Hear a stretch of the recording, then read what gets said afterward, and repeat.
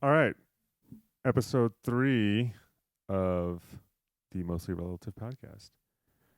I'm Jeff, and this is Pat. What's up, Pat? So it's been about like 3 months, I think, since we did the second one, number Yeah. 2. Kind of took a little bit of a break. Had some shit going on. Like what? What do you have going on?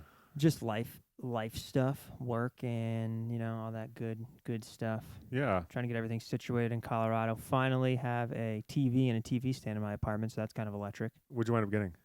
Then we got like a 55-inch TV, and then we have like this L-shaped TV stand. Pretty cool. It's got like the boxes and stuff in it, so like you put like books. Did you go like, Samsung or LG or Insignia, I think. Insignia? Nice. Would you go to Best Buy? Best Buy. Balling on a budget. Maybe the next TV we get is Samsung. Balling on a budget. I actually kind of like that. Yeah. Well, I mean, so you have the ability and privilege of watching news pretty much all day in your office, right? Which I think is actually kind of cool. Pat has a TV in office, which is how big is that TV? Is that like a 70-inch? I don't think it's that big. I think it's like a 60. But yeah, it's pretty convenient to stay up on all the latest news. We only get about 5 channels, so we switch between Leave It to Beaver in the morning from 6 to 7. Or no, 7 to 8. And then from 8 till about noon, we watch the news. And then from noon to 1 is Jeopardy. And then from 1 to 2 is TMZ. 3 to 4 is Judge Judy. Gotta love some Judge Judy. And then 4 to 5 is back to the news. Except for when World Cup was going on. Oh yeah, dude, World Cup was electric. Did you do any betting? Like, sports betting is legal here in Colorado. So, do you remember doing any sports betting on that? Nope. I try to stay away from sports betting unless it's on the weekends for UFC. Then I'll throw in like a 15 See if you leg. can lower your mic just a little bit. I want the camera to be able to see your face. Like, lower it if you can. Okay, I think that's a bit better. I'll throw in like a 15 leg parlay for a UFC fight. Yeah. Yeah, but that's it for sports gambling. I try to stay away from it. I don't really win too often, so. So on FanDuel Sportsbook right now, if you bet $100 on TCU tomorrow, because it's the TCU versus Georgia national championship game. Oh, that's tomorrow. I gotta watch if you do that shit. $100 on TCU, it pays out $360. Damn. So I'm thinking about throwing in a little bit of cash on TCU. I don't know. Honestly, the way that they smacked Michigan, it's not too crazy to think about them beating Georgia. I thought as like a whole, like you look at Michigan, you look at Georgia, you look at these big teams, Ohio State, Alabama. You're like, there's no way that these smaller schools, what is that, Texas Christian University? They're like the horny frogs, or like the horny toads or something, dude, right? Which is kind of ironic. I think they're the toads, but Barstool switched it to the horny toads because Barstool is fucking Barstool. No, I think that's the actual name of their mascot is like the horny. Is it? Something. Yeah, I think so. Damn, I don't know. Possibly. That's kind of crazy. But yeah, like I was saying, it's like you see all these big schools, Michigan, Georgia, Ohio State, Alabama, and then you see like this little school come in and you're like, there's no way that they can even compete. It's like when UCF went undefeated for like 6 years in a row, and then they're like, all right, they won a bowl game. They play against someone that's pretty irrelevant, and they get smoked. Yeah, no, for sure. I'm an idiot. It's the horned frogs. The horny toads. No, it's the horned frogs. My apologies to any TCU people out there. But it is Texas Christian University, right? Like it is, yeah. Okay, it so is, yeah, that'd be kind of ironic if their mascot was the horny toad. I honestly wonder if in schools like that, if they're getting like the woke ideology of, because like Christianity is against, they're against homosexuality, they're against like pretty much all that stuff. Like I can't even go to Chick-fil-A today because we were actually going to do a taste test for our new au pair, which one she likes better, Chick-fil-A or Raising Cane's. And we can't go to Chick-fil-A because they're like Christian whatever. Yeah, bro, it's like the Mormons, right? Like BYU. It's like the same thing with like them. It's like I honestly wonder if those types of colleges have all that woke liberal ideology there. Like, can you do a gender studies degree at TCU? That's a good question. What do you think? I'm gonna look it up. I don't know. I think I feel like it would go against their beliefs to that. It's like, you know, in those religions, God made Adam and Eve, not Adam and Steve. So for them to be able to do gender studies and stuff like that, it's like, I don't know. They kinda do crazy. have a women and gender studies program. Wow. BA, BS, minor, graduate, and a graduate certificate Yeah, it's kind of crazy. at TCU. So maybe it has kind of infiltrated the Christian college. Like that woke ideology's like making Yeah. its way around. I think I don't know, it's dude, but possible, I right? feel like it's also just America as a whole. You know, it's like if you go to a Christian school in like Italy or something like that, do they have those there? I don't know, but I mean, here in America, they actually created it. Like they actually created its own market. Like you can get jobs at companies right now for like, inclusivity and diversity. Chief or supervisor or whatever. Like they're actually making them part of the C-suite. Chief of inclusivity, or whatever it's called. The NHL had that. Yeah, They yeah, had yeah, that I lady know. that was like, we need to start prioritizing hiring. Yeah, it's fucking. I don't know, dude. I think it's stupid. It's like, I don't know, we were talking about it at work the other day. It's like how like everybody feels so entitled to everything. It's like, you know, Columbus Day used to be this big holiday, and now we're ripping down statues and shit like that. Like we used to celebrate it, but now we're ripping down statues to make people feel more included. When this shit happened in years and years and centuries ago, it's like, how can you all of a sudden rewrite history because I don't because someone feels hurt over it. You know what I mean? It's like, okay, you're going to cry because Christopher Columbus slaughtered however many fucking people he did hundreds of thousands of years ago, and now all of a sudden it's 2023 and Well, it your wasn't feelings get hurt. so it's not hundreds of thousands of years ago. This is like 14 or when the fuck did maybe 1500s? I don't know. Yeah, Also whatever the fuck it is. It was a long ass time ago is what I was getting at. You know what I mean? No, for sure. Like, so do you watch The Sopranos? I used to, yeah. So there's this really funny skit, or not skit, but there's this funny scene in The Sopranos where they were tearing down Christopher Columbus statues in New York or New Yeah. Jersey or whatever.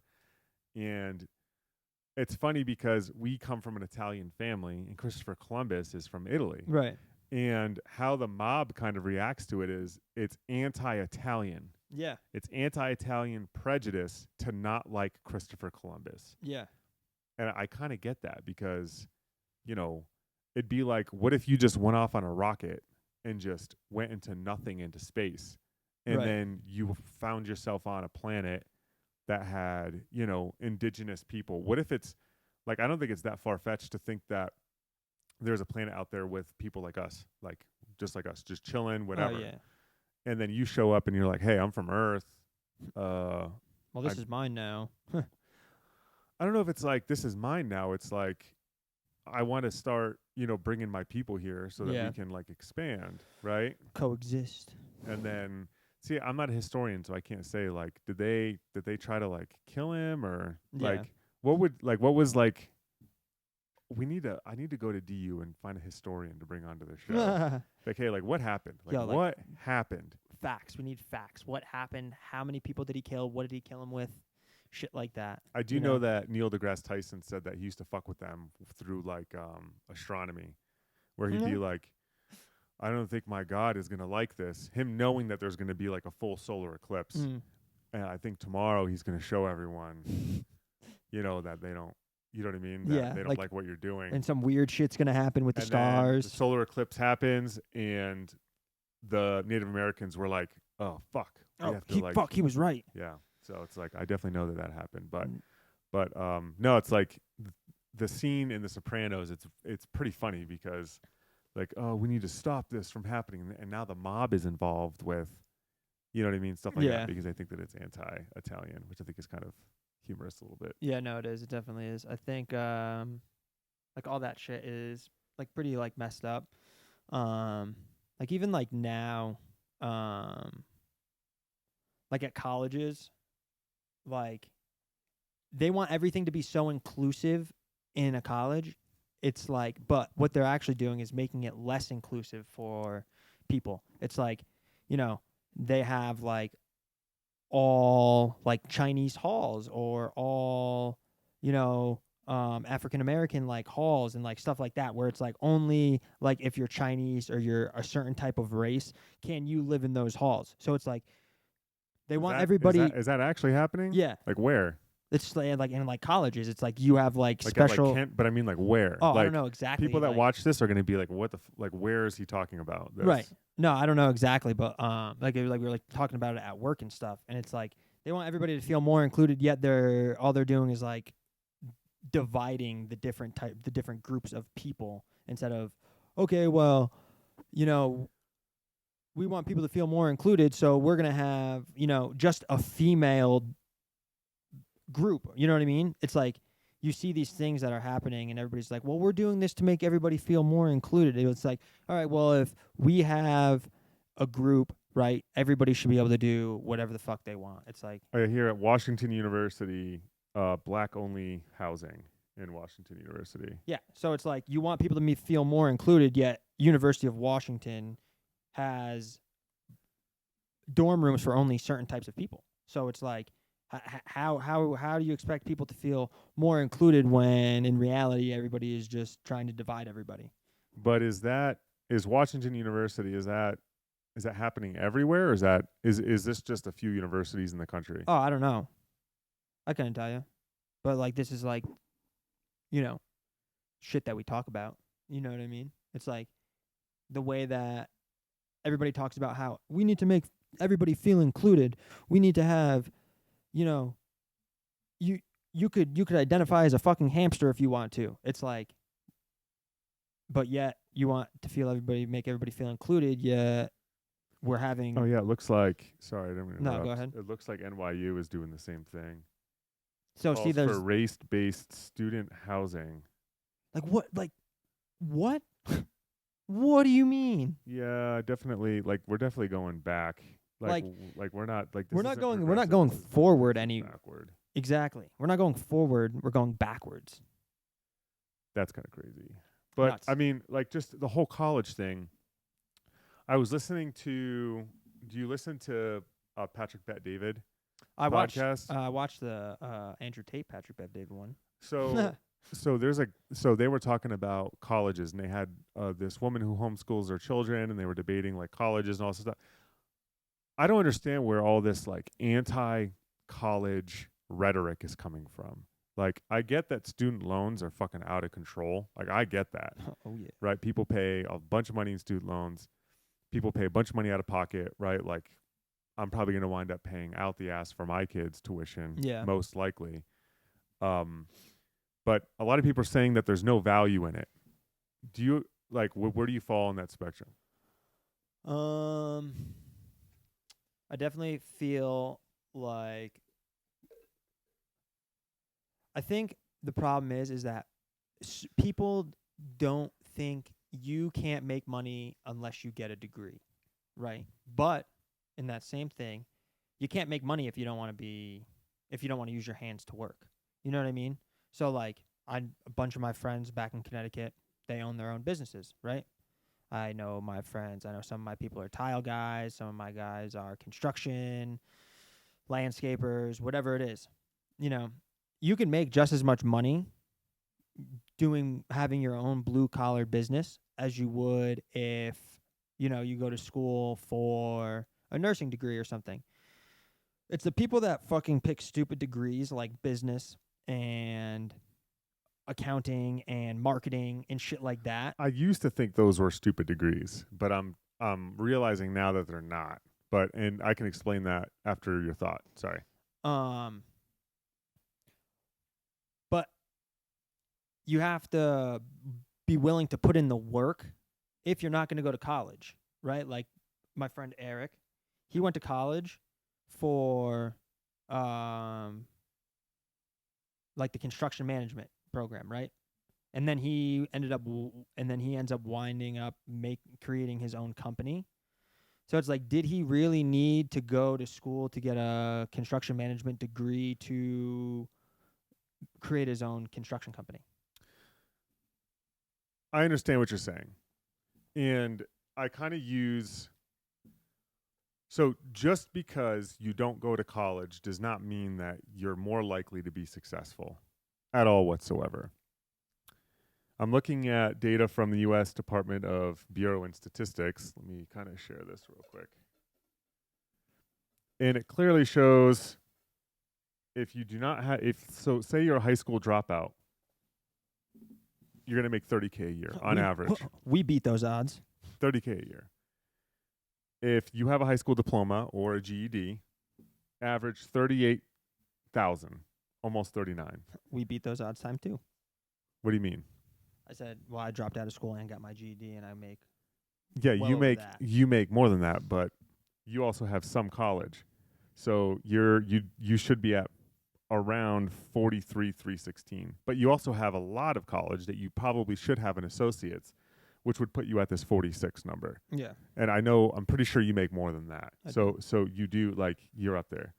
Bachelor's degree, 64,896. So you're making significantly more on average than if you dropped out of high school and started your own company. Yeah, not everyone, like, you have to figure, like they were talking about Zuckerberg and Bill Gates and all these guys, right? If you drop out of college and you're not, and if the reason why you're not dropping out of college is because you're working on a project, you just don't want to do algebra. Like, you clearly don't have the work ethic to figure out how to be successful. You're just fucking lazy. Mm. And I tell this to people that are leaving the military too. Shout out to the Air Force and my Air Force veterans. If you know you're a shitbag, stay in, because it's not easy out here. Like, you're guaranteed a check, right? But on the flip side, if you're in the military and you're a top performer and you're just kicking ass and all that stuff, get out. You're going to make way more money. Yeah. You know what I mean? I also think that people only think, like, a lot of people that think about joining the military, it's like, it's not just like joining the infantry or joining this. Like, you could go to college and, say you like engineering or something like that. Like, you could go be an engineer in the military and then use that towards your college degree and stuff like that. So, like, you would already have a step forward in what you want to learn about if you go into the military and you do that. Like, back in the day, I feel like that's what it was. It was like you join the military because you want to go kick ass and serve your country, right? Obviously, if you still join the military, you could still serve your country, but it's not all just about, going to war and doing all that Dude, stuff. like, you could do so many other things in the military now, right? Dude, most people don't join the military for patriotism. Like, a lot of people do. Yeah. But most people don't. Most people want a skill so that when they get out, all anyone that ever talks about that's in the military, they talk about how much money they can make on the outside. And they talk about how much better their life is going to be, yada, yada, yada. There are the anomalies of people that stay in because they are patriotic and they like what they're doing and yada, yada. Those are the people that become the leaders, right? These are your E9s, Chief Master Sergeants or Sergeant Majors or whatever, right? Those are the people that stay in because they're all in. Most people are not like that at all whatsoever. So you have to figure that kind of going back to this whole, I don't want to go to college because I can be successful without it. Clearly, the statistics do not show that. Like, the stats do not show that if you don't go to college, you can make just as much money. If you're a grinder and you're a grinder and you're just a fucking, just like a pusher and you get shit done and you're super fastidious about doing things, yeah, sure, don't go to college. Yeah. But that's probably less than 10% of the population. Yeah. Like, if you think about people that become entrepreneurs, right?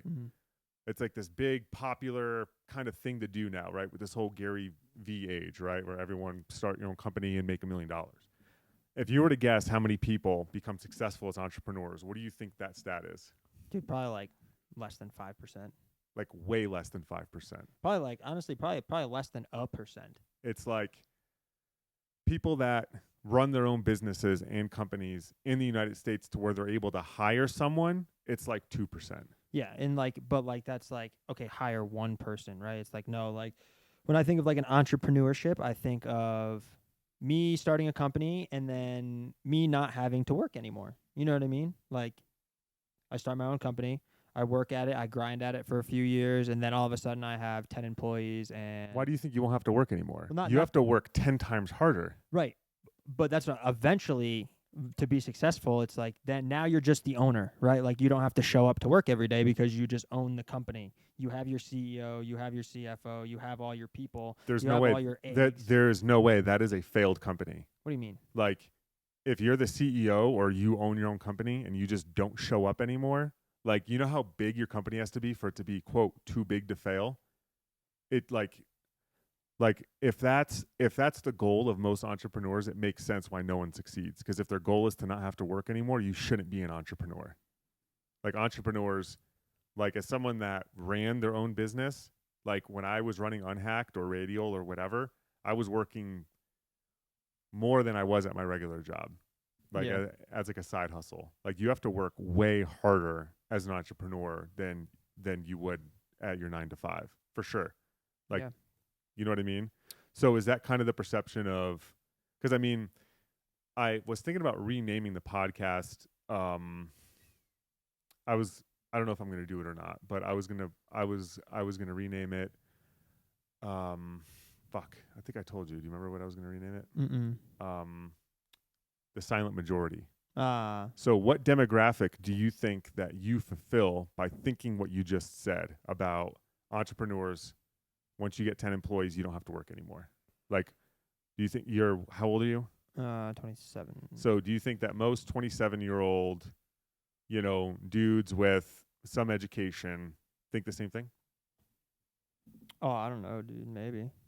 I mean, I also don't talk to. I also don't know that many people that would even like think about starting their own company. You know what I mean? It's like I have a couple friends that do it. And yeah, don't get me wrong. My friends that do own their own company, they work harder than most people. Actually, probably all the people that I know because they own their own company. And like you said, they are always working. You know what I mean? But they enjoy that, and I think maybe like my mind would change when I see my name on the side of a company, and like I know that if this company fails, then like my name is pretty much thrown in the dirt and shit. You know what I mean?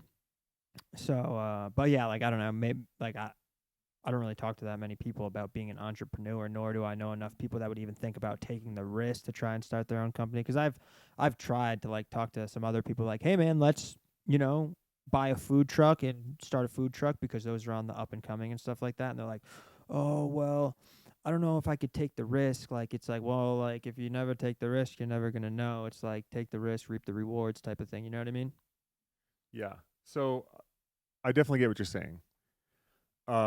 Risk reward, like I think that's synonymous throughout the universe, right? Yeah. So just looking at a few stats here. Right now, there are about 11% of the population are entrepreneurs Of like the entire world. of the United States. United States.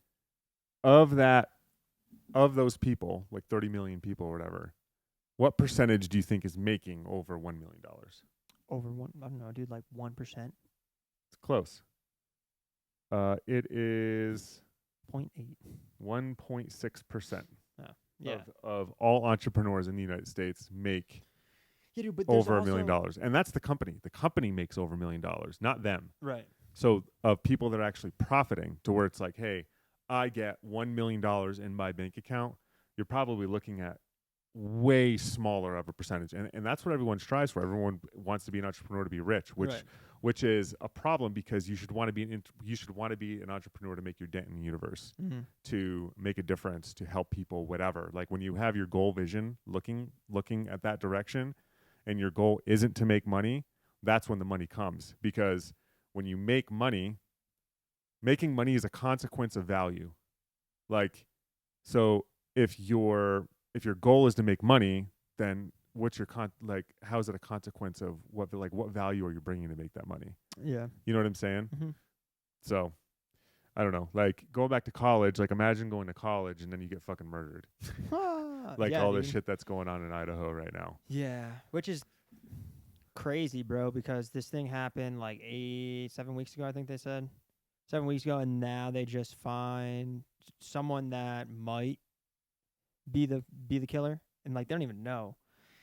And on top of it, like they're saying the suspect that they have is, this dude that studied criminology. So if he did do it, it's going to be hard to catch him because he knows how to cover his own tracks. Which is a soft degree, by the way.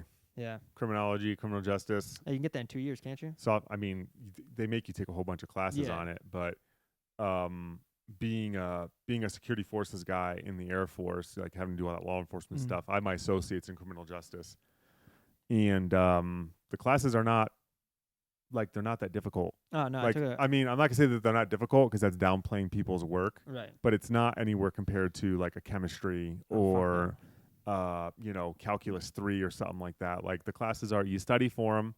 There's new information that you're trying to learn, but it's not like you're not trying to rewire your brain. You know what I'm saying? I got an A in criminal justice in my first year because I took it as an elective, and that's what that says about that class. Yeah, I mean, there's definitely a place for it, but kind of what you were saying, you're going to learn a lot more about criminal justice as a cop. Just go be a cop if you want to learn about criminal justice, right? And maybe if you want to be in the FBI or something, then that'll the FBI doesn't even I don't even think you need a degree to get in the FBI, do you? You do. You 100% do. And what kind of degree? The FBI looks for accounting. They look for engineering. The FBI doesn't fuck around. Like they don't want people that have criminal justice degrees unless you have a lot of experience as a cop, and then you can bring that experience forward. But if you just graduate with a criminal justice degree and you're competing against someone with a computer science degree with like forensic hacking, who are you going to hire? Yeah, that's true. You know what I mean? Yeah. So this guy, what was his name? Brian Koberger. He was just arrested just outside of Scranton. Yeah. Shout out to The Office. Just outside of Scranton, and he was extradited to Idaho, where they have the death penalty. Yo, let's go. Shock his ass. But from what I understand, I think they do lethal injection there. I don't think they have the death penalty. But as of right now, they don't have a fucking murder weapon. They have that sheath. Yeah. And they went through his trash, and they linked the DNA 99.98% sure that. How do they know it's not the dad? Yeah, right. Or the cousin, like a friend or something. You know what I mean? Like what? Because someone took a bite out of a hot pocket, yeah, fucking right, threw it in the trash, and the fucking cops found the DNA on it, and now they're linking it. So it's like, how are they showing that it's definitely this guy Brian? I mean, maybe they can look at his like credit cards, be like, oh yeah, you were in Idaho at this time during the murder, and now we found your DNA. Like it's kind of like 2 and 2. That's what the indictment said, but yeah, without the murder weapon, I think they're gonna have a really difficult time indicting him. So I'm gonna call a timeout real quick. Back to the whole death penalty thing. I think we should go back to like the old days, man. I really do. Like I think a lot of people would stop doing stupid shit like this. Like if you go back and like you're gonna get fucking tar and feathered or some shit. Like I guarantee you're gonna not go and do this shit because at this point, right? We get rid of the death penalty. People think, okay, I can go kill somebody. I'm gonna go spend 30 years in jail. Like clearly, like that's not doing anything anymore. You know what I mean? Like you see these people in like fucking the Middle East that like if you get caught stealing, you're getting your hands chopped off. They don't steal there. You want your hands? You're not gonna go steal. If you don't want to die, you don't kill somebody. You know what I mean? Like we need to bring that shit back. Okay, it's inhumane. Was it inhumane for that person to go kill 4 fucking college students? Yes. So why is his life more important than these 4 people that just died? Put his ass in the electric chair and fucking put it on live television so everybody could see what happens when you go and you fucking kill 4 innocent people. All right, I'm gonna challenge your thought here. All right. Okay. In a way, I agree with you. Mm-hmm. But what if they said, if you don't get this, we're going to take off your hand? Are you still in favor of it? Well, what if they say, hey, hold on. What if they say, hey, we just caught you speeding. Yeah. We're going to chop a toe off. But there's no correlation. Do you think anyone would speed? No, but do you think anyone would speed if every time you got caught speeding, they took a tow? I think if you get caught speeding, you get your license taken away. No. We are talking about corporal punishment here. Corporal and capital punishment. Sure. You know what? If I get caught speeding, chop a toe off. I got 10 of those motherfuckers. I could get caught speeding 10 times until I ain't got no more toes. You don't get. We're taking your hand. Shit, well, take my hand because I think You're for that. Yeah. You would vote for that. Yes, I would. Even because I don't have it, I still think that the shit that is in is probably worse than taking my fucking hand. Dude, there's stats saying that as you get more of, you are less susceptible to blocking the actual virus. Like, it's coming out. At first it was, the vaccine is 98% effective. Then it was fucking 88% effective, 78, 68, 58. At what point is the fucking vaccine not effective anymore? Why did you, what is inside this? Do you get what I'm saying, though? What I'm saying, like, where, like, at what point do you draw the line? At what point do you, exactly. So it's like, what if everyone's a forensic, pathologist now in this age of fucking, right? It's like, oh, you had, and now your friend is, you must have gave it to him. What if they were like, all right, Pat, you tested positive because we're forced testing in this mystical world, right? We're forced testing, or your Apple Watch says that you probably had it, right? Somehow you got labeled as being positive, right? Yeah. And you came in contact with Cindy Lou Who at the supermarket. She dies. And now we're going to say you killed her. So now we get to kill you. Okay. Are you for that? No. Okay. So then let's dial it back a little bit. You're still for if someone steals, chop off their hand, right? Yeah, because then you won't have any thieves. But everyone would wind up getting the coronavirus if it was this crazy. Like, say you don't get vaccinated, right? And now this whole implementation of new laws only includes you and everyone else that's not, right? Mm-hmm. So that's why I think it's just dangerous to do capital and corporal punishment in the United States on the level that you're talking about, because it's going to wind up getting out of hand. Everything does. No, everything does get out of hand, just like the bullshit that happened, right? Like, that got blown out of proportion. At first, it was like this huge thing that kills everybody, and you can't leave your house, and there's no fucking toilet paper on the shelves for whatever dumb reason that was. It's like you go from that to like that's what started controlling everybody, and like that's what the government wants. Like, that's why, it's like, do you remember watching a Bronx Tale when we were younger? It's like, do you want everybody to fear you, or do you want everybody to love you? And it's like, obviously you want everybody to fear you, because then they're afraid to cross you because they know that something's going to happen. Rather than having somebody, love you, where it's like, they're not afraid of the repercussions that would come from it. You know what I mean? That's also a movie. No, it yes, like, it's a movie, but I would rather have people respect me. Right. But because if you think about the leadership or leaders that you've liked or that you have liked in the past, did you love them? No. Did you fear them? No. You respect them. Right. You respect their competency. You respect how they treat their people. Like, I've had really good supervisors before. I didn't love or fear them. I respected them. And I think that's more in line with what happens in the United States.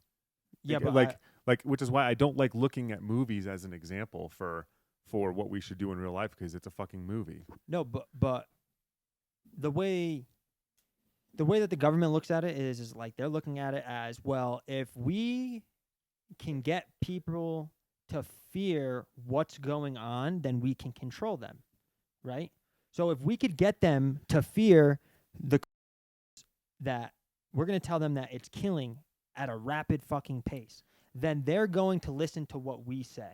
Because they are fearful of their lives, so now they're going to listen to their higher power, which is the government at this time, right? So that's how they use the fear to control people. It's not saying that, okay, we fear fucking our presidential leader like we fear Kim Jong-un. You know what I mean? You're talking about controlling populations. Right.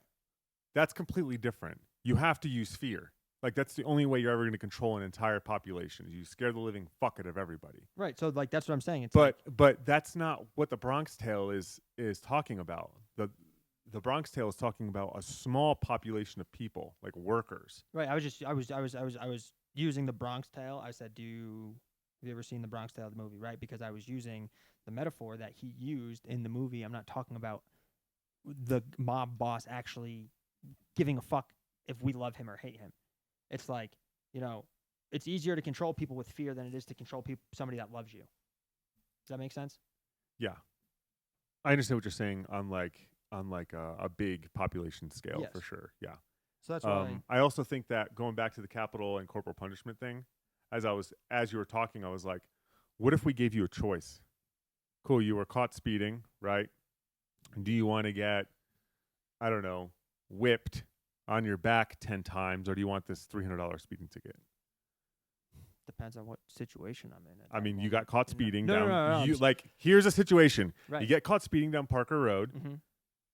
You're in your exact situation. You're making the exact amount of money that you have right now, savings, your situation, whatever the fuck you're trying to do, and you get caught speeding, and you either take 10 lashes on your back with a fucking cane, or you get a $300 speeding ticket, and it goes on your record and 2 points on your license. What do you do? I don't know, man. What do you think the population would do? Oh, well, the population's a bunch of fucking pussies, so they'd probably just pay. I'd probably take the whipping. Like, it's not that bad. Like, you you get whipped. You get whipped 10 times, but then, There is a fucking 0% chance I'm getting whipped over $300. So it's like, would you let me whip you 10 times in the back for $300? Fuck yes. That's $300. You would? Yeah. Go get your belt. We could do it on fucking the podcast right now. For real? Yeah. $300. I can whip the fuck out of you 10 times. Yes. With no repercussions on your back. Yep. Shake on it. That's $300, bro. Your boy's got to eat. Dude. Anyways. I know how much money you make, and you shouldn't be that excited about $300. Hey, man. Rent's expensive in Colorado. Facts. Shit. I got a dog coming in things, man. Absolutely. Great Danes eat a lot. Was there anything else in the news that you saw that was interesting? I think that dude, the bill we just signed. See, my thing is like, I'm not against helping people. I'll give the shirt off my back to somebody, right? I help people.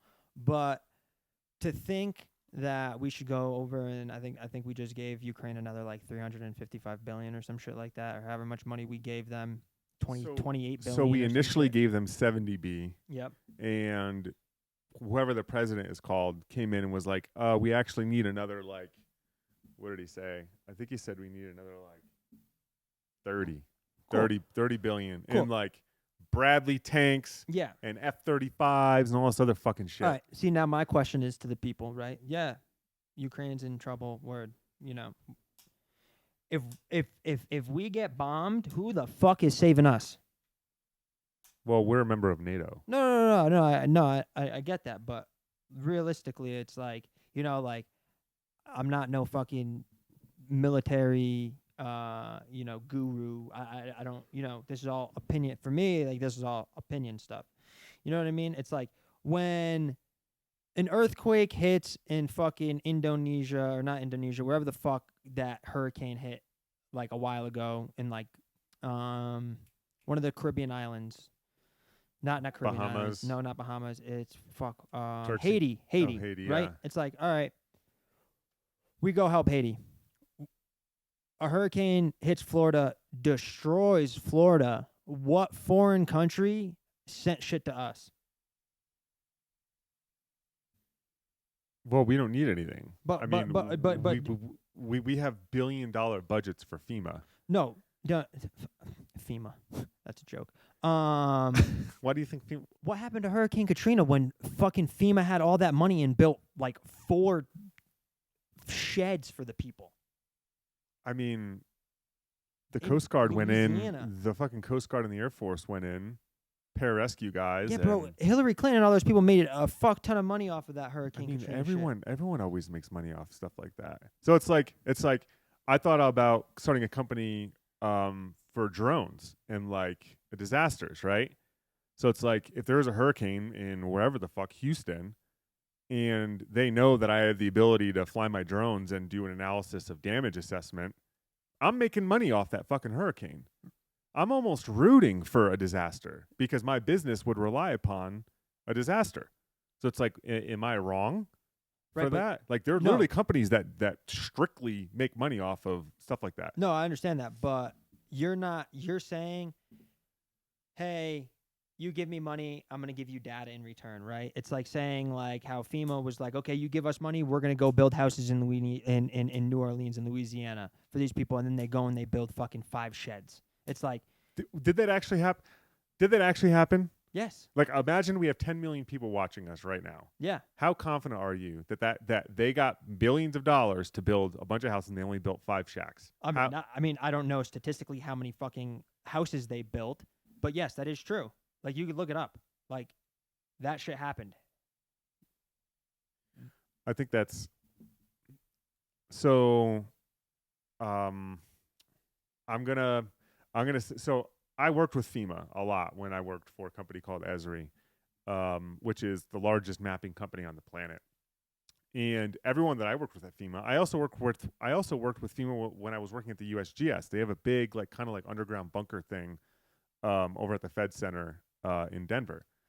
And the people there, they don't seem like they're dishonest or, you know, whatever. Like, they get a budget and they do what they need to do. They actually build their own GIS tools. They build their own geospatial technology. They're actually fairly they're probably more of an innovative agency than a lot of the other ones out there. I know FEMA gets a bad rap. Army Corps of Engineers, they also get a bad rap, especially because of the whole Katrina thing. But I mean, overall, I definitely don't think. So, like, what do you know about the whole shack thing? So, what I do know is that apparently, quote unquote, the shipments FEMA didn't have the proper tools to track their shipments that were getting shipped from point A to point B in Louisiana, and all that shit got lost. So it's like, okay, we have all this money and my shit just gets lost. Well, if it gets lost, then why don't you just send more shit?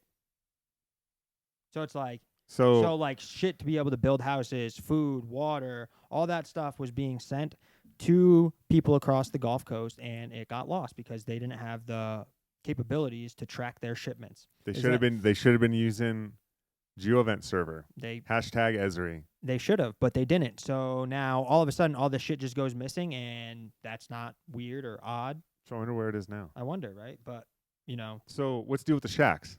What do you mean the shacks? Like you said that. Yeah. So because they lost all their stuff to be able to provide these things, they lost their shipments, quote unquote. They lost them. They weren't able to build as many houses as they said that they were going to. So my question is, did they actually even order that shit? Did it ever conspiracies like that? Sent? I worked for the government for a long time. Okay, you can look it up. I was with Federal Highway Administration. I worked for the USGS. I was in the Air Force. Conspiracies like that it doesn't happen the way you think it does. Like, the government is not that smart. Like, people that have all these crazy ideologies about the government controlling everything and doing all this super complex stuff to fuck us over. I never saw it. I don't see it. Like, I'm not saying I'm like super high up in the government or whatever, but like, people that work for the government aren't that special. They're not that smart. They're not smarter than us. So it's like I don't get like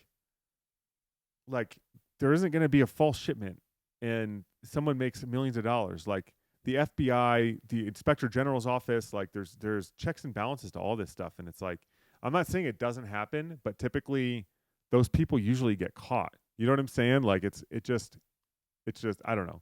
Maybe it did. I'm not saying it definitely didn't because I wasn't there and I don't know anything about that stuff. But I would place a large bet that what you just said didn't happen. Where I don't know.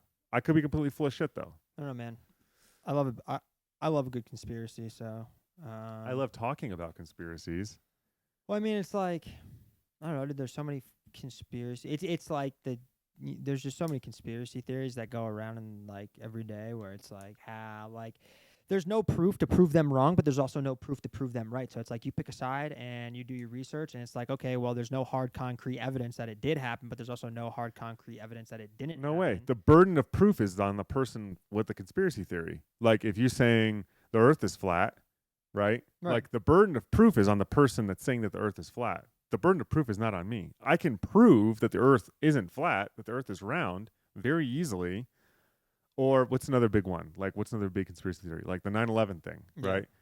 Burden of proof is on the person that says, "Hey, it was rigged by whoever." Yeah. Like the burden of proof isn't on me. The burden of proof is on them. So it's like to say that it can't be proven or it can't be proven or whatever. I can't prove that it didn't happen and they can't prove that it did. The default, the non-conspiracy person is always right. That's just how it is.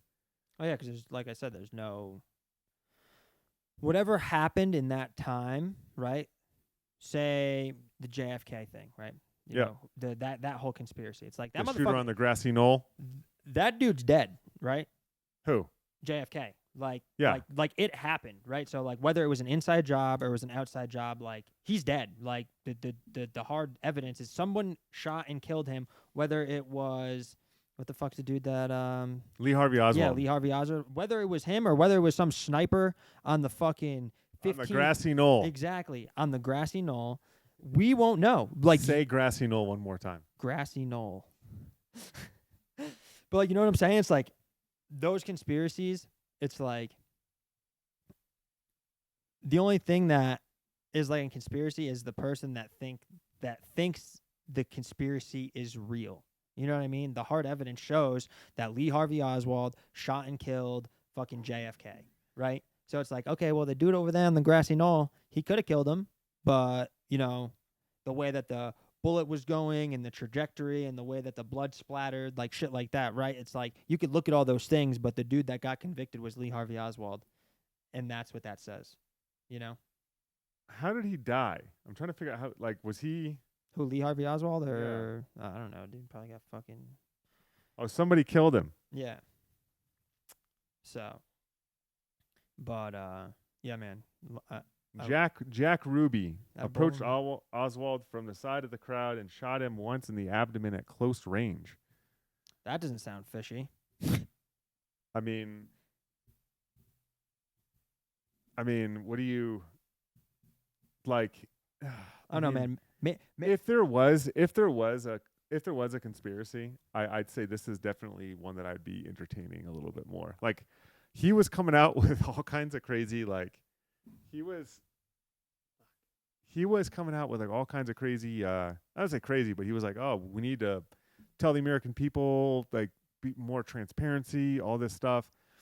Man, maybe on the next podcast we'll do more research on all this stuff. But I remember I was talking to someone and they provided a lot of evidence. I say evidence, but like they had very strong argument as to why the CIA would have a stake in whacking him, right? Yeah, dude, I don't know. Maybe I've just been watching too much Prison Break recently, but I definitely don't think that it's far-fetched for some shit like that to happen. It's like, all right, like, this person is a threat. We got to go assassinate him. Go hire somebody. I mean, like, think about it. Like, say you were elected president. Right. President Patrick. Yep. And let's say you were like, you know what? I'm elected. I'm going to implement some shit like crazy. Slavery's coming back. Yeah. And we're going back 100 years and say, you know what? You can implement we're going to chop off people's hands for small crimes. Mm-hmm. Or we think that the United States should release information about nuclear programs. Mm-hmm. Bro, you're getting whacked. You're done. Facts. You know what I mean? Yeah. And it's like, I don't know. I don't think someone should die over something like that. But I definitely wouldn't put it past someone to be like, yo, like, you're done. You know what I mean? So see. I don't know. I'll have to do more research on this Lee Harvey Oswald thing, but Yeah. I know there's definitely people out there that should have PhDs in this shit. Oh, dude, dude, I'd fuck up some class in conspiracy theory. Would you? Yeah, bro. What is your favorite conspiracy theory? Uh, Like, what is one that gets you riled up? I don't know, dude. 9/11. Like, it's hard to talk about, but like that's one that it's like Like, give me 3 main points as to why you think 9/11 was an inside job. the way that the towers fell, the list of people that were on the planes when the plane was Which plane? both of them that went into the Into the Twin Towers. Twin Towers. Okay. And like the communications that they had between the Pentagon and those aircrafts and stuff like that. So, how the buildings fell, how do you think they should have fallen? Not like they were fucking demolition. Oh, I understand that you think it's not like how it happened. How do you think they should have fell? I don't. In my head, it doesn't make sense if we have a tall structure, right? And okay, ready? Perfect example. We build a tower of cups. You throw a baseball at it. You hit the cups, right? How are the cups gonna fall, right? They're gonna fall from where the ball struck the tower of cups, right? It's gonna hit the ball and it's gonna go from here and it hits here, boom. These ones are gonna fall over. And it's not if you throw a ball at a stack of cups, it's not going to hit the ball in the middle and those cups are gonna fall and then randomly from the bottom they're just gonna fucking collapse. Not only that, the steel that the Twin Towers were made out of could withstand burns that burn higher than jet fuel. So there's another example of why they wouldn't fall from the bottom and act as like a demolition collapse.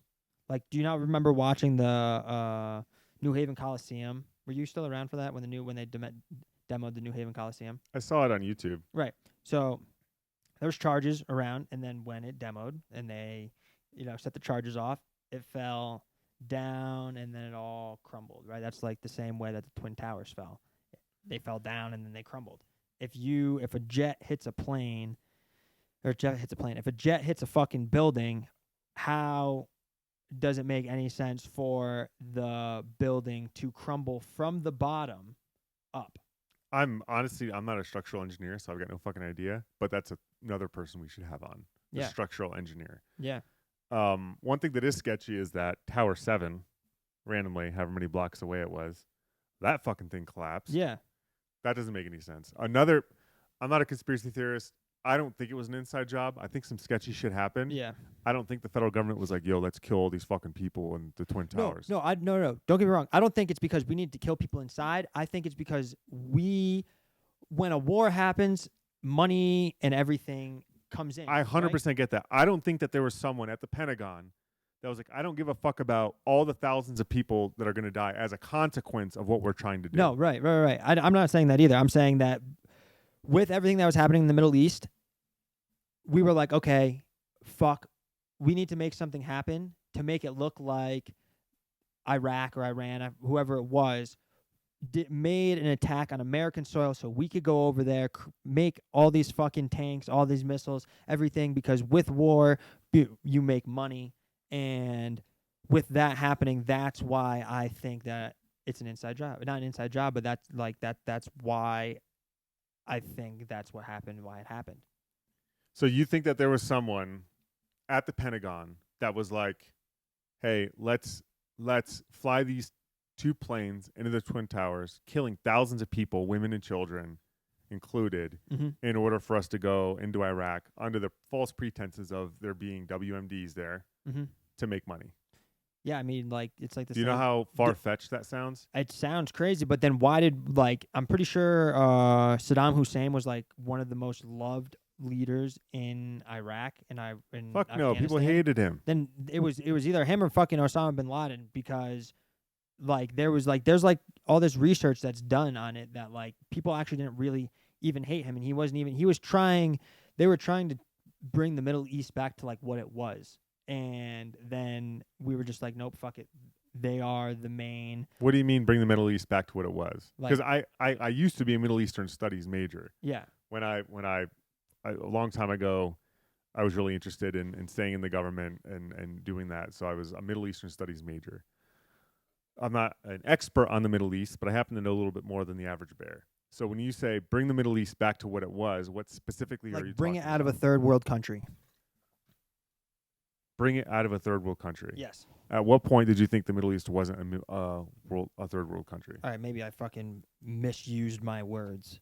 But what I'm saying is, like, they were trying to bring it out of a third, instead of having it be a third world country, they're trying to bring it out of a third world country. But then because they have, the power of oil and they have the power of all these other fucking military, things that they could use, we were like, no, like, they're a threat to America. They're a threat to the United States. We need to get rid of the views that they have and put them back in their place. Do you know what I think happened? Huh. I think that the intelligence community had the biggest failure since the beginning of time. They fucked up, they dropped the ball, and Al Qaeda came in and fucking killed everyone, right? Or killed all the people that were in the fucking Twin Towers, Mhm. right? In the Pentagon, and those people that were on flight, whatever it was that crashed over Pennsylvania, right? I think that there was some shit that happened in there that didn't really make sense, like Tower 7, the fact that they found one of the passports in the fucking rubble. Like, that's how they tied Al Qaeda to, Yeah. is they allegedly found one of the passports. I think that there is a cover up, but it's not as big as what you think. Yeah. I think that the federal government knew that they dropped the ball. Like, they knew that it was Zarqawi and all those guys that were involved with Mm-hmm. all that stuff.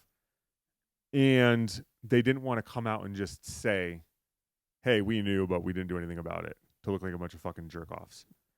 I do think that flight, whatever that flight number was, can you look it up? Yeah. Whatever that flight number was, 7 or some shit like that. I do think that fucking thing was shot down. Yeah. I think think about it. All the viewers, think about it. Flight, whatever. Flight 93. Flight 93, you get intel. They already hit the fucking Pentagon. They already hit the fucking Twin Towers. And you get intel. You're the 4-star commander. You get intel that Flight 93 is on its way to the fucking White House. Right? What are you going to do? Oh, you shoot that motherfucker down. No respect to the civilians that died in that. Yeah. But what do? You're the fucking 4-star general or 3-star whatever. And you get it, and you get this intel. Flight 93 is headed towards the White House.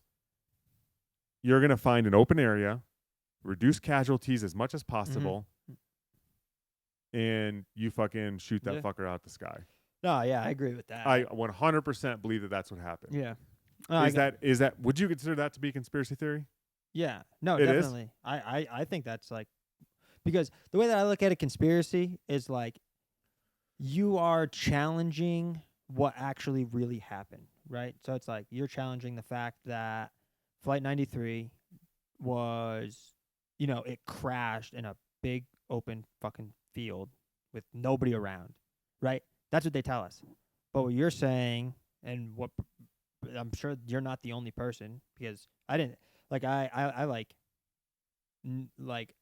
thought about that too. It's like, if this is going towards the White House, why wouldn't you just shoot it down? Like, like what they're trying to do. Because there's hundreds of civilians on there. That couldn't have been an easy choice for anyone to make. No. They're No. probably like, is there anyone on this plane that's ex fucking special forces that Right. could take these dudes out? I guarantee you they had this conversation. Let's look at everyone that's on the plane. Yeah. And they're like, hey, Tim fucking Kennedy is on this thing. Let's shoot him a text message to fucking Go to all let him know out. what happens Yeah. and take this motherfucker out. Yeah. No, but isn't that why there's like air marshals on like almost every single flight now? There's Like, not. I thought that was like Absolutely not. no. Nope. So in the Air Force, I was part of the Phoenix Raven program, which is basically air marshals for the Air Force. Yeah. And I got to go to the FAM training center in New Jersey. And I can't say exactly what the percentage is, but it's 100% not every single flight. It would baffle you if you knew Yeah. the actual numbers on that. Yeah. I mean, the Federal Air Marshal program was in a way born from 9/11, Yeah. essentially. Yeah. And it's honestly too bad that they weren't. I wish every flight did have an air marshal on it, but Yeah. it's, you know how many flights there are in the world every day Yeah, it's true. coming in and out of the U.S. Yeah. Dude, it's there's no way, absolutely no way. I mean, if you took fucking $8 trillion, you'd be able to do it. But yeah, unfortunately, that's just not it. But Yeah. I mean, we have to take notes. So we're gonna do research on Kennedy, Yeah. do more research on 9/11. Maybe we can get one of these conspiracy theorists that knows a lot about it on the podcast. Yeah. I mean, even as like a picture-in-picture of like a Skype thing or whatever. No, yeah, facts. You know what I Obviously, mean? Yeah. It'd be reach cool to out have some someone. people. It'd be cool to have someone over. Yeah. You know, but I also live here. My kids are upstairs, so I'd probably be armed if we did that. Some fucking wacko. Right? I mean, if you have a conspiracy theorist inviting in your fucking house, like Yeah. I might have some buddies to hang out upstairs just in case they flip out. But Yeah.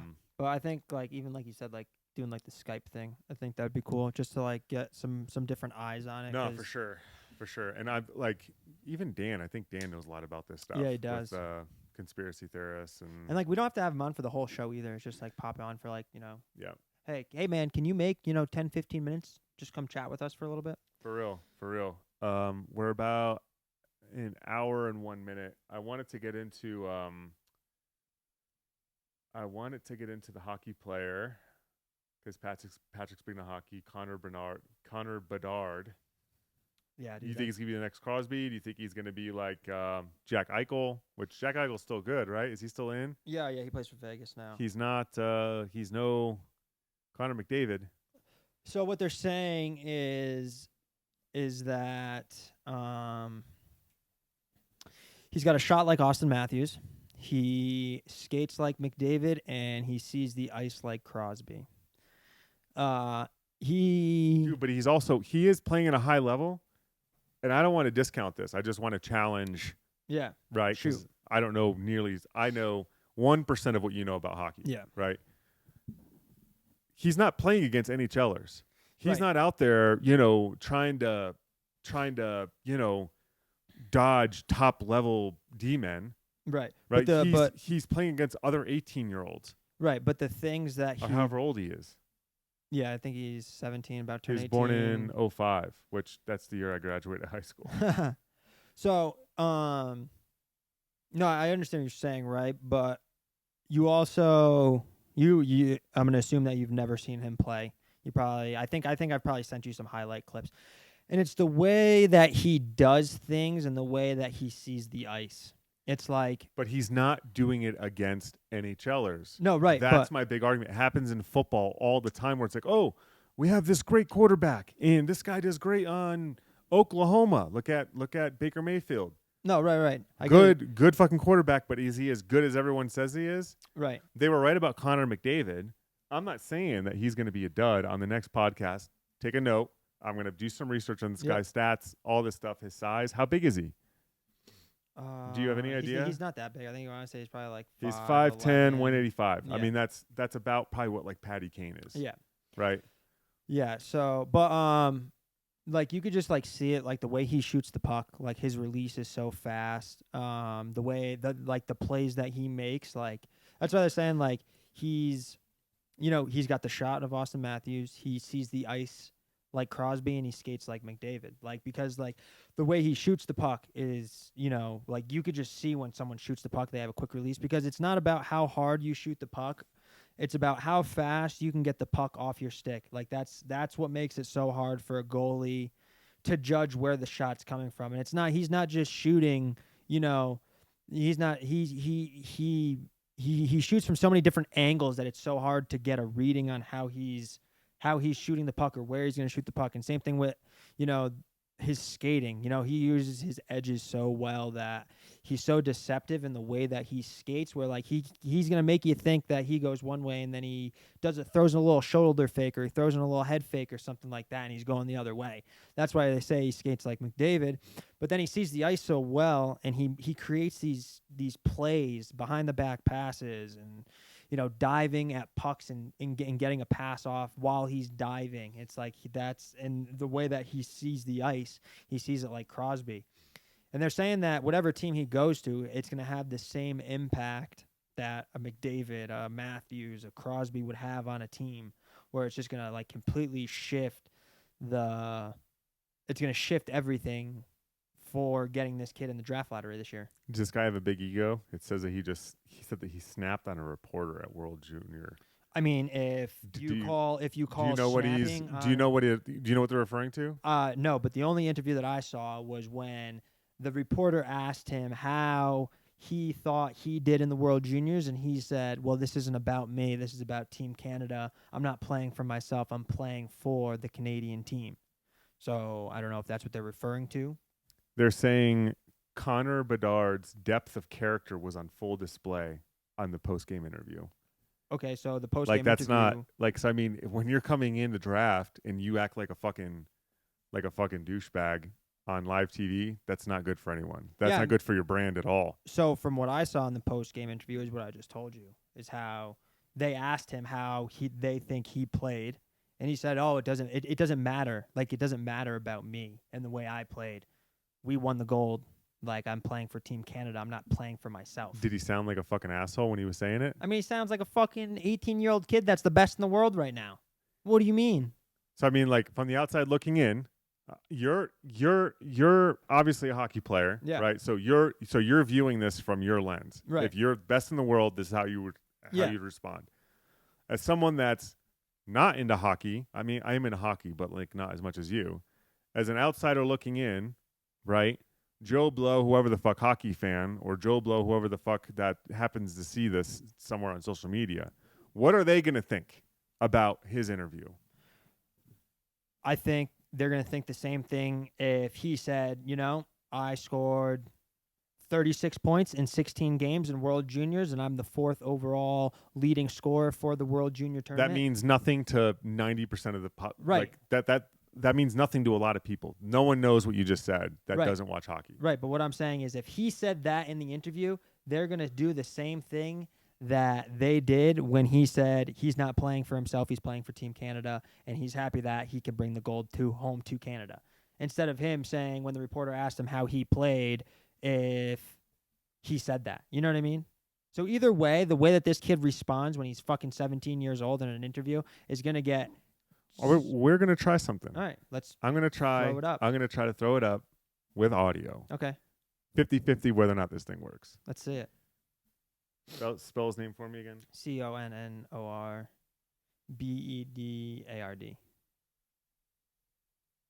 Shit, man, if this works, you just throw up some highlights. Because he's gross. Isn't that the first one?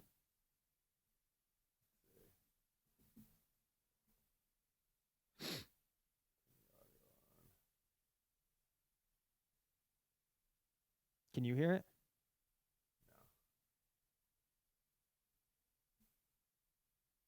No. Can you hear it in this? No. Let's see if this one will play.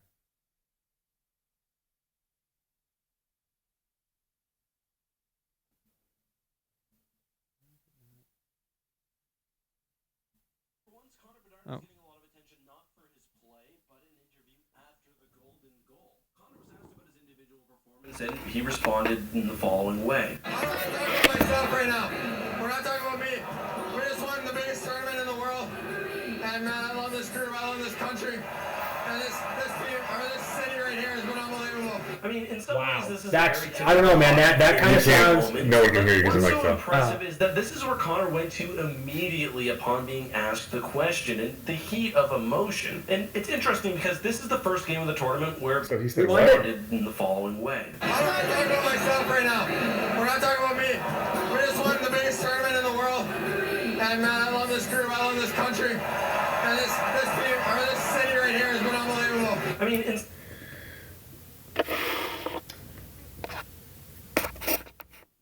I don't know, man. You just watched it, and people Clearly. are criticizing him over what he said.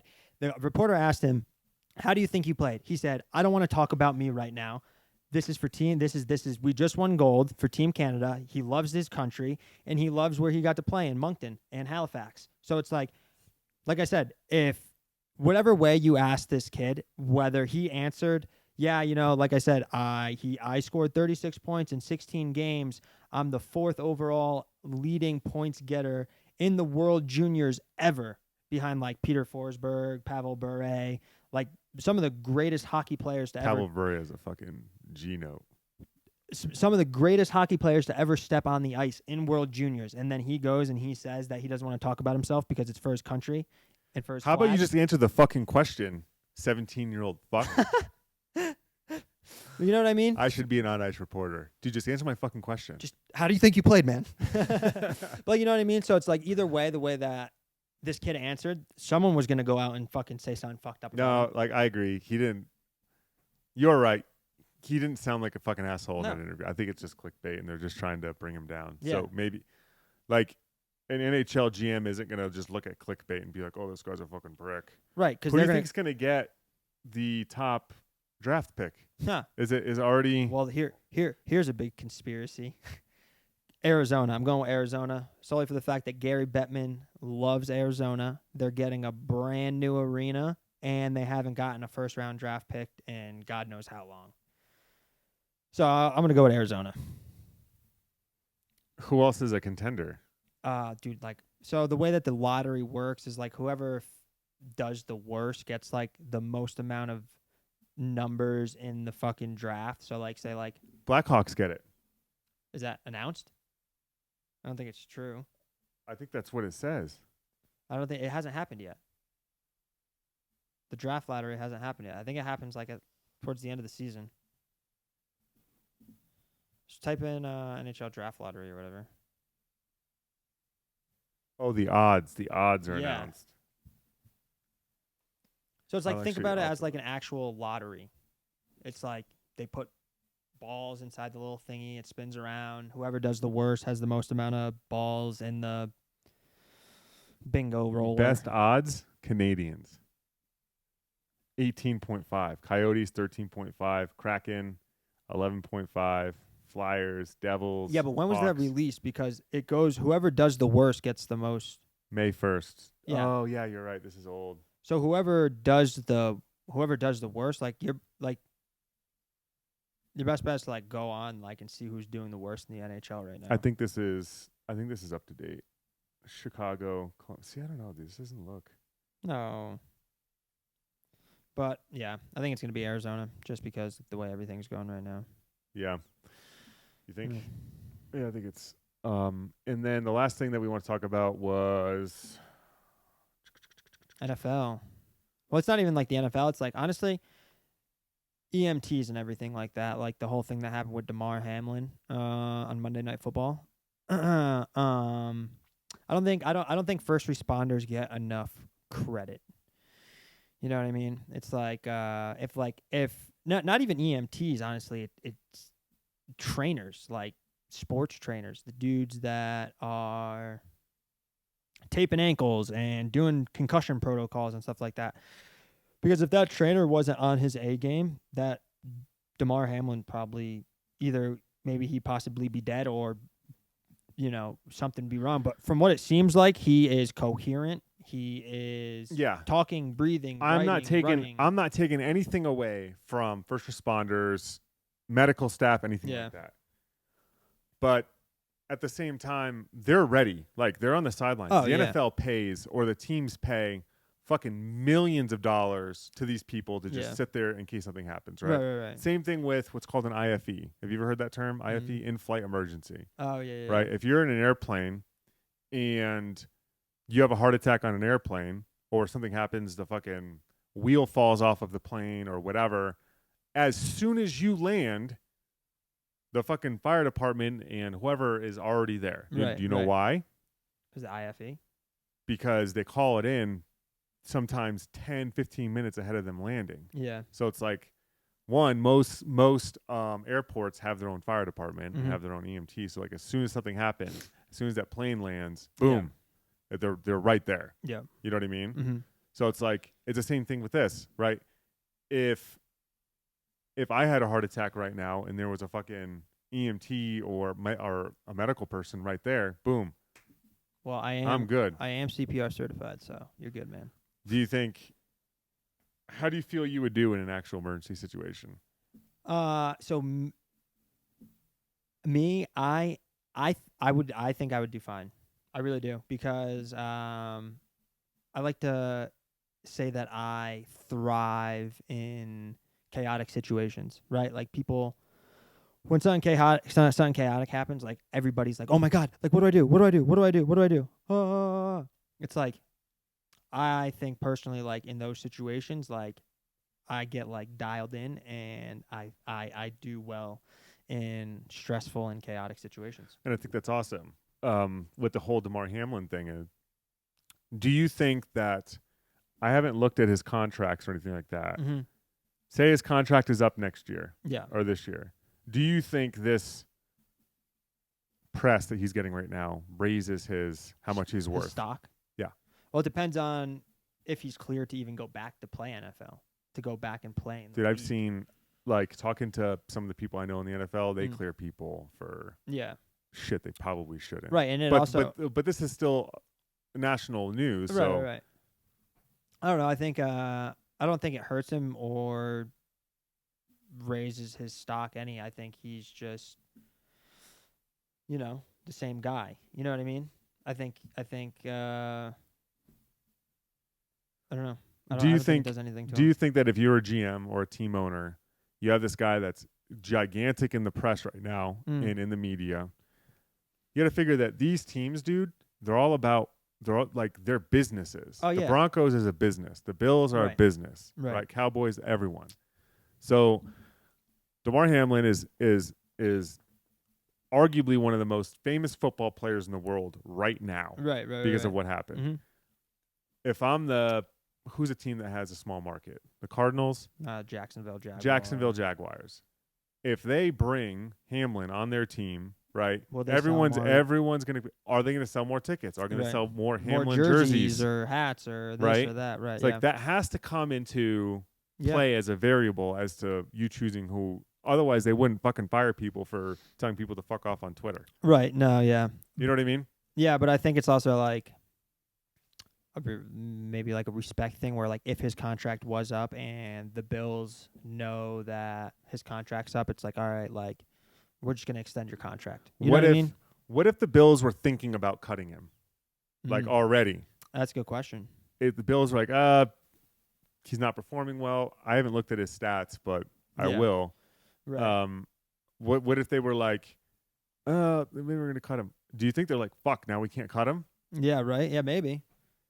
I don't know, but then, like you said, it's a business, so they might just be looking at it as like a business thing. But if they cut him, right? They're like, fuck it, we're gonna cut him anyway. He's fucked now. And then it's like, well, did you cut him? Dude, the Bills are gonna look like huge fucking assholes. There's gonna be a bunch of backlash. So it's like, how do you avoid the backlash? You extend his contract. Yeah. You know what I mean? Yeah. So it's like, not true. It's all about kind of like a game of chess. Yeah. Right. I think, but yeah. I don't know, man. We're hour 18 minutes in. What do you think? I think that's good. Yeah? Yeah. All right. So episode 4 is going to be, we're going to try to get Dan on via Skype. Yeah. 'Cause God knows he can't come to Colorado. Fucking asshole. It's funny. We're going to get him on, talk about 9/11, conspiracies. I know he knows a lot about that stuff. JFK, we're going to do more research on Lee Harvey Oswald and that whole thing. And we're going to look more into the statistics of your hockey player, Connor Bedard. And we're going to look at Hamlin's stats ahead of the incident. And if I would cut him or not. I'm going to be dead honest. I'm kind of cutthroat when it comes to shit like this. Yeah. Like, if you're not performing, you're fucked. I don't give a fuck what's in the news. Yeah, facts. Which is probably why I'm not an NFL GM. Partially because I don't know anything about football either. So yeah. But all right. Cool. This concludes podcast number 3. Thanks for watching, y'all.